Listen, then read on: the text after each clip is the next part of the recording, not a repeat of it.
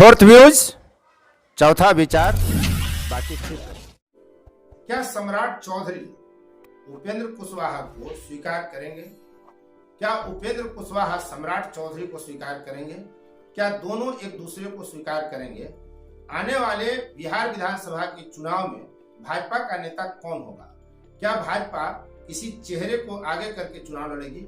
आखिर भाजपा की क्या मजबूरी है कि वो कुशवाहा जाति पर फोकस कर रही है? आप सम्राट चौधरी के रूप में इसे देख सकते हैं कि उसे कैसे आगे बढ़ाया जा रहा है। और एक बात और अब सामने आ गई है कि उपेंद्र कुशवाहा जदयू के बनस्पत भाजपा के अधिक नजदीक होते जा रहे हैं। तो क्या उनका भाजपा में जाना तय हो गया है या क्या कुछ होगा?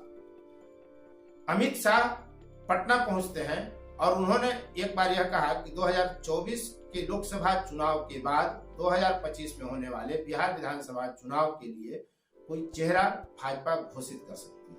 वो चेहरा कौन हो सकता है? आप देख रहे हैं फोर्थ व्यूज। मैं उपेंद्र कश्यप, बिहार पॉलिटिक्स। 2025-2024 की रणनीति शुरू हो गई है।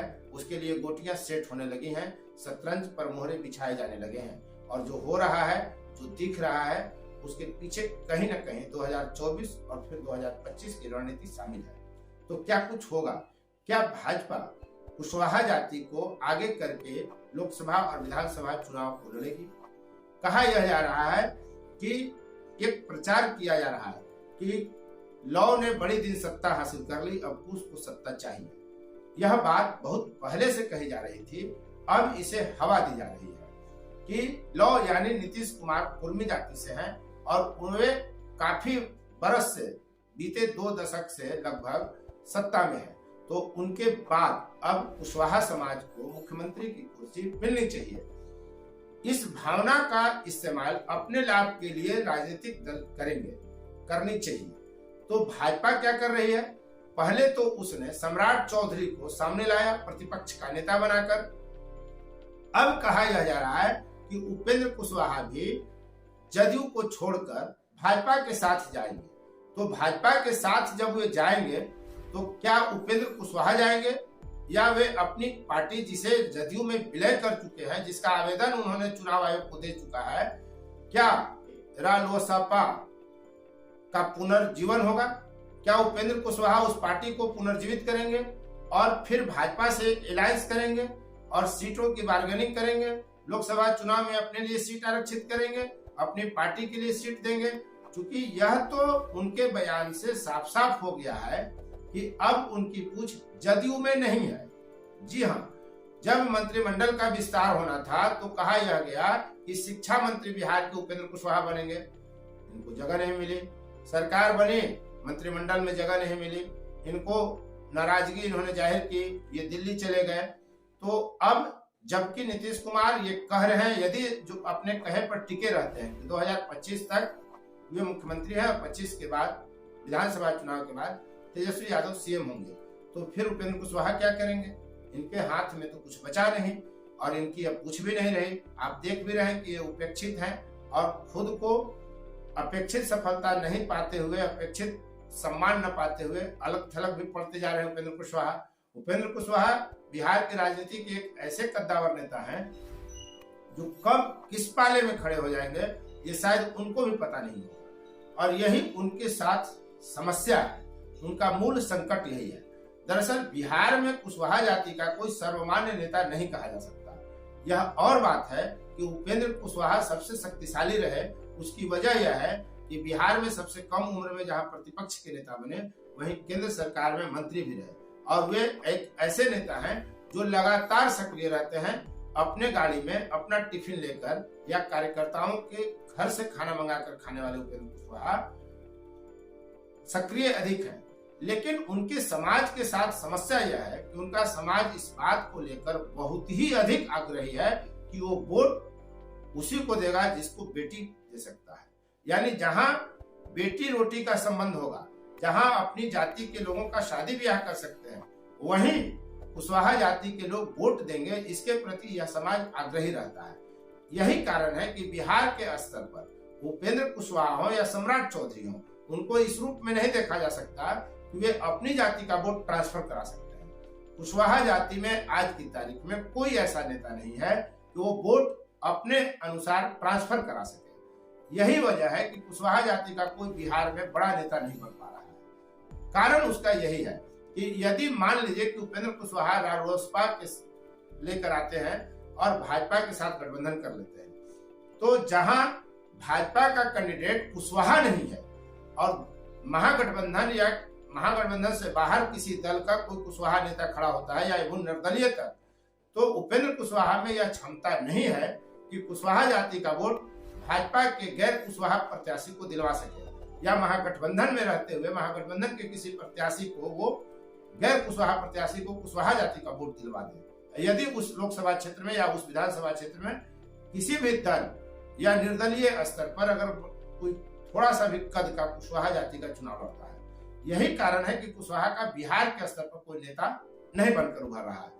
तो सवाल यहीं पे उठ रहा है कि क्या भाजपा सम्राट चौधरी को मुख्यमंत्री का चेहरा बनाकर लौ के बाद बुश सीएम हो, इस भावना का इस्तेमाल सफलता के लिए कर सकती है?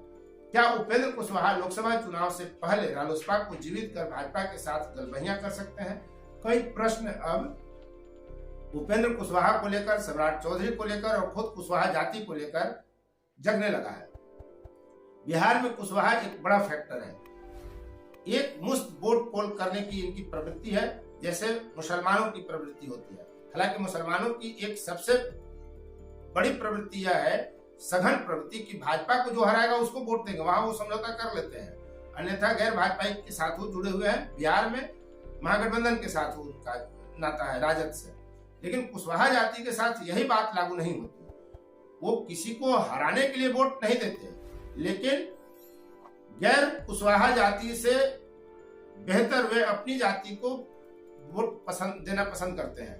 तो ऐसे में क्या भाजपा किसी कुशवाहा को आगे लाएगी? क्या सम्राट चौधरी को बढ़ाने के पीछे यही रणनीति है कि लोकसभा चुनाव के बाद उनको विधानसभा चुनाव में बिहार का नेता घोषित किया जाए, सीएम का चेहरा घोषित किया जाए? वैसे भाजपा के साथ एक पॉइंट यह भी है कि वो आमतौर पर मुख्यमंत्री का चेहरा घोषित नहीं करता वहां जहां वो खुद को कमजोर समझती है या जरूरत नहीं समझती। तो आने वाले वक्त में बिहार में भाजपा का मुख्यमंत्री चेहरा कौन होगा? क्या किसी सवर्ण पर वो खड़ा होंगे?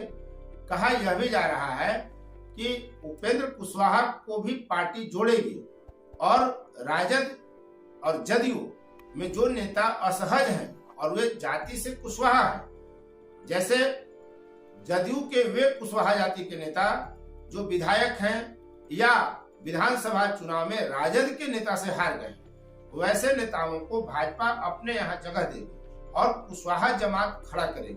कुशवाहा नेताओं की एक सिलसिला उनका शुरू करेगा, एक बड़ी श्रृंखला खड़ी करेगी, ताकि वो कुशवाहा चेहरा को दिखा सके बिहार में कि कुशवाहा जाति हमारे साथ है, कुशवाहा समाज हमारे साथ है।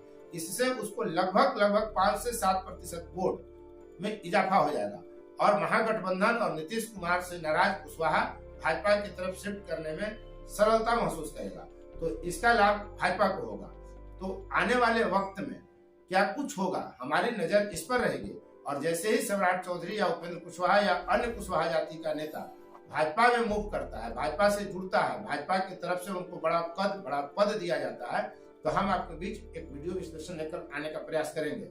कुशवाहा समाज में अभी मजबूत उपेंद्र कुशवाहा और सम्राट चौधरी ही नेता में दिखते हैं। इनका कद बड़ा है।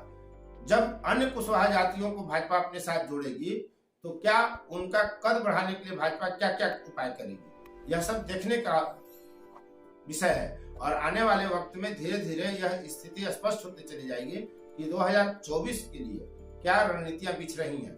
तो अब तक इस वीडियो में बने रहने के लिए आपको बहुत बहुत धन्यवाद। यदि अब तक आपने इस चैनल को सब्सक्राइब नहीं किया है तो चैनल को कृपया सब्सक्राइब कर लें, शेयर लाइक कमेंट जरूर करें और हाँ, बेल आइकन वाली घंटी जरूर दबाएं ताकि आपकी पसंद का वीडियो सबसे पहले आप तक पहुंचे। आप देख रहे थे फोर्थ व्यूज और मैं उपेंद्र कश्यप। जय हिंद। फोर्थ व्यूज, चौथा विचार।